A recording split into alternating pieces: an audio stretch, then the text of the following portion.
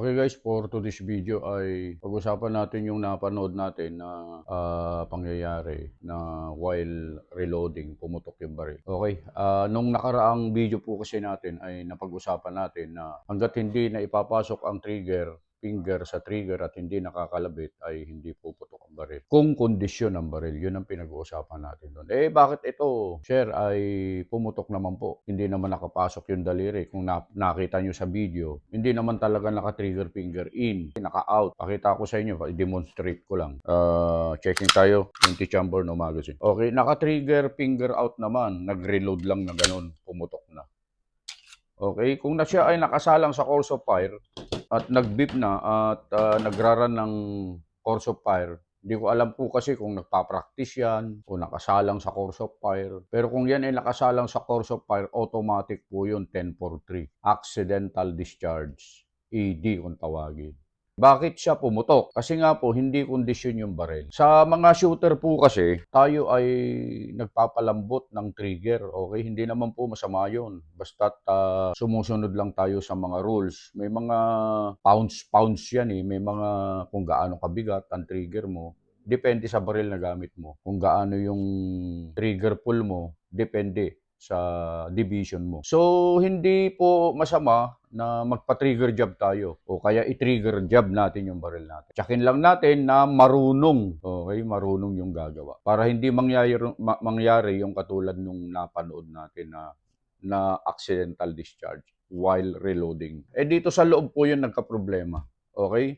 Pag-insert po kasi ng magazine, wala pong bala to. Pag-insert niya po ng magazine na ganun, yun po ang naging cause kung bakit pumutok yung baril. Maaari sigurong may mga mekanismo sa loob ng baril, hindi kasi ako gunsmith eh. Maaaring pagsalpak niya ng ganun, yun ang naging dahilan kung bakit nag-follow through na po yung hammer. At yun ang naging dahilan na rin para pumutok ang baril. Sabi ko nga, hindi masama magpa-trigger job o hindi masama na i-trigger job natin yung baril natin. Tsakin lang po natin na maayos siya. Pag hindi po nakapasa sa equipment check, babagsak kayo sa equipment check, hindi nyo pwedeng gamitin ang baril. Unsafe po yung baril pag ganun. At experience ko na po yan. Share ko na din sa inyo.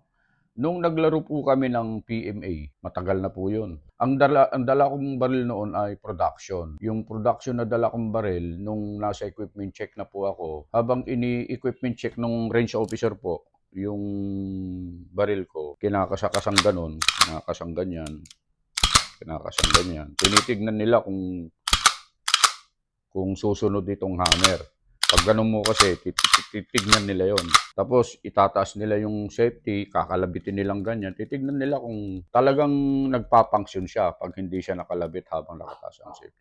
Ang problema po nung baril ko po noon, that time, nung kinasang ganyan, di bumaba yung hammer, nag-safety ganun.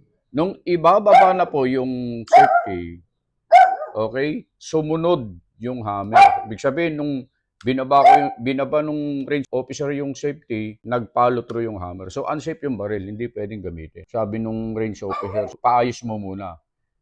Kung magpapaayos pa ako, baka hindi na ako makapaglaro. So, ang ginawa ko nun, naglaro ako sa ibang division. Buti na lang, may dala tayong extra na gamit, standard division, at yun ang ginamit natin sa paglalaro. So, sa level 3 pataas talaga, pagka hindi po kondisyon yung baril mo, pag hindi ka pumasa sa equipment check, hindi ka makapaglalaro. Ganun po kahigpit pagka sumasalang tayo sa mga level 3 sanction match pataas. Okay, so yun nga po, kailangan marunong yung gagawa. Talagang gunsmith talaga yung gagawa ng unit mo. Kung gusto mong ipa-trigger job, tsakin mo lang na maayos. So yun lang yung ating maisishare ngayon sa video ito. Like and follow Just Vlog for more.